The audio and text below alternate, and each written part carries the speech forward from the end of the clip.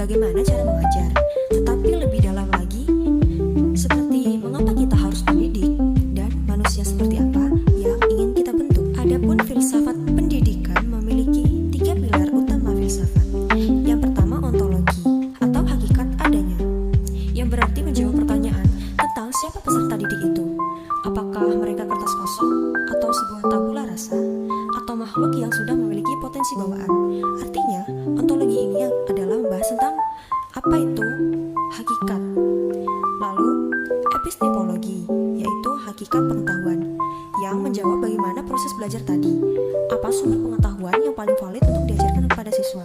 Artinya, epistemologi ini menanyakan dari mana proses belajar tadi terdapat atau pengetahuan tadi didapatkan. Yang ketiga ada aksiologi, yaitu hakikat atau nilai, yang menjawab untuk apa ilmu itu digunakan. Nilai-nilai atau etika apa yang harus ditanamkan agar pendidikan bermanfaat bagi kemanusiaan, di mana aksiologi ini membahas nilai baik dan buruk. Dasar-dasar pemikiran filsafat. Yang pertama yaitu karakteristik berpikir filosofis, di mana seseorang dikatakan berpikir secara filosofis jika memenuhi 3 ciri utama sebagai berikut. Yang pertama yaitu radikal, yang artinya berpikir sampai ke akar-akarnya atau tidak puas dengan jawaban permukaan, yang artinya seseorang berani berpikir kritis sampai menemukan jawaban hingga ke dasar dan intinya. Yang kedua yaitu ada sistematis, pemikiran yang saling berhubungan secara logis dan teratur atau tidak tumpang tindih. Dan yang ketiga yaitu universal atau komprehensif, yang artinya menyangkut pengalaman umum manusia, bukan hanya kasus per kasus yang sempit. Selanjutnya ada alat berpikir atau logika. Logika adalah mesin dalam filsafat. Tanpa logika, pemikiran filsafat hanyalah khayalan. Ada 2 cara penarikan kesimpulan yang umum digunakan dalam filsafat, yaitu yang pertama, deduktif, dari hal umum ke khusus.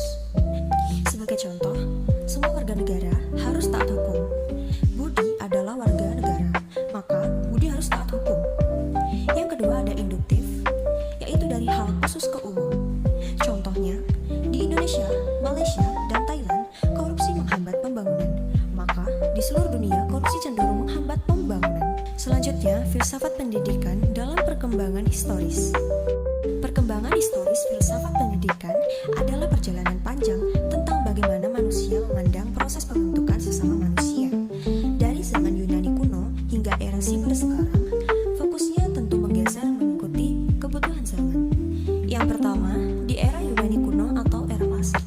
Pendidikan pada masa ini bertujuan membentuk warga negara yang ideal dan bijaksana.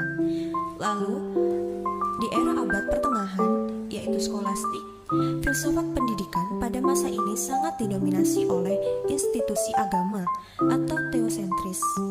Lalu yang ketiga, di era Renaissance dan pencerahan atau Enlightenment, ini munculnya semangat humanisme di mana manusia kembali menjadi pusat perhatian. Yang keempat, di era abad 19 sampai awal 20, lahirnya aliran-aliran besar yang kita kenal sekarang yaitu pragmatisme dan eksistensialisme. Yang kelima, di era kontemporer dan kritis atau pasca Perang Dunia II, pendidikan mulai dilihat sebagai alat untuk perubahan sosial dan perlawanan terhadap penindasan. Kemudian, pendekatan idealisme dalam pendidikan. Dalam filsafat sendiri, idealisme adalah salah satu aliran tertua yang dipelopori oleh Plato, di mana pendekatan ini memandang bahwa hakikat realitas bukanlah materi fisik, melainkan ide, pikiran atau roh. Dalam dunia pendidikan, idealisme menekankan bahwa tujuan utama sekolah adalah pengembangan intelektual dan moral, bukan sekadar keterampilan praktis atau teknis. Terdapat karakteristik utama idealisme dalam pendidikan. Yang pertama yaitu tujuan pendidikan. Dalam arti pencarian kebenaran abadi bagi kaum idealis, kebenaran bersifat mutlak dan tidak berubah. Yang kedua ada kurikulum, yaitu berbasis pengetahuan luhur, di mana kurikulum idealisme cenderung kaku dan berpusat pada subjek. Yang ketiga, peran guru, yaitu sebagai teladan atau model. Dalam pendekatan ini, guru adalah pusat pembelajaran. Lalu yang terakhir adalah metode pembelajaran atau dialektika. Metode yang paling sering digunakan adalah dialektika atau tanya jawab secara kritis. Pembahasan yang terakhir yaitu realisme